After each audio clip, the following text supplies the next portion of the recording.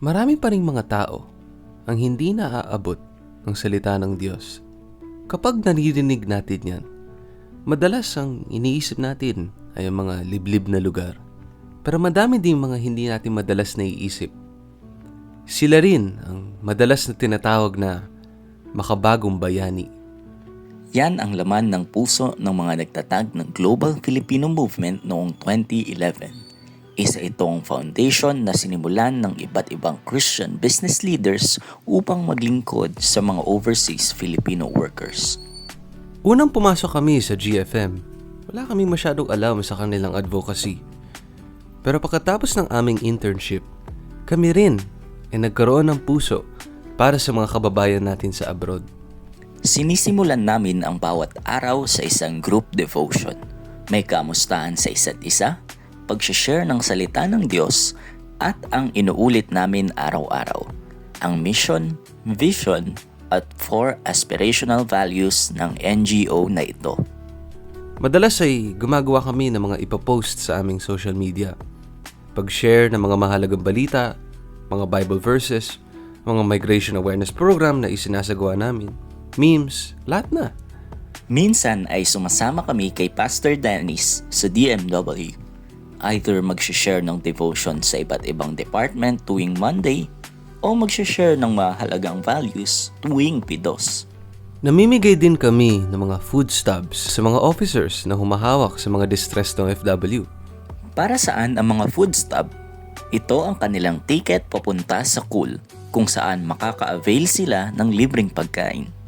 Sa bawat pagda-document namin ng mga activities tulad ng PIDOS, Cool Program, at iba pang outreach efforts, nakikita namin kung paano naabot ang mga kababayani. Hindi man ito ang grande, pero ramdam namin ang impact na nagagawa ng simpleng pag-alalay, pakikinig, at pagbibigay ng tamang kaalaman. Higit pa sa technical skills na natutunan namin sa multimedia, mas tumatak sa amin ang mga kwento sa likod ng bawat ginagawa ng GFM.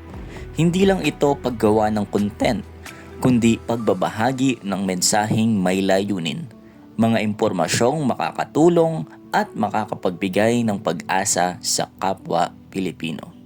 Bilang interns, nagsimula kami sa pag-iisip lang kung paano gagawin ng maayos ang aming tasks. Pero habang tumatagal, naintindihan namin na hindi lang ito tungkol sa output, kundi tungkol sa mga taong naaabot ng bawat ginagawa namin.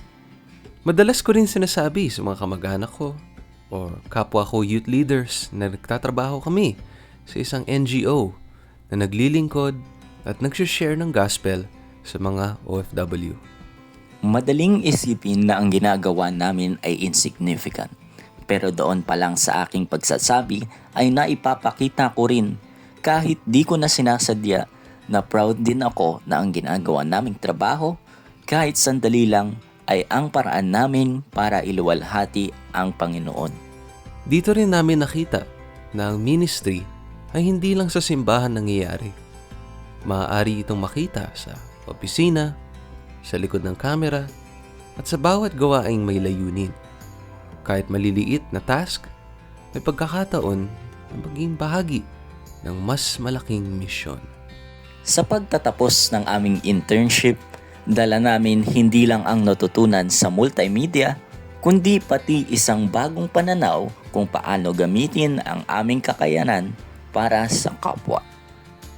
At sa pagpapatuloy ng aming journey, bit-bit namin ang mga aral na ito na sana ay magamit namin upang maabot din ang mas marami pang kababayani. Salamat po GFM sa experience na binigay niya sa amin. Pagpalain kayo ng Panginoon.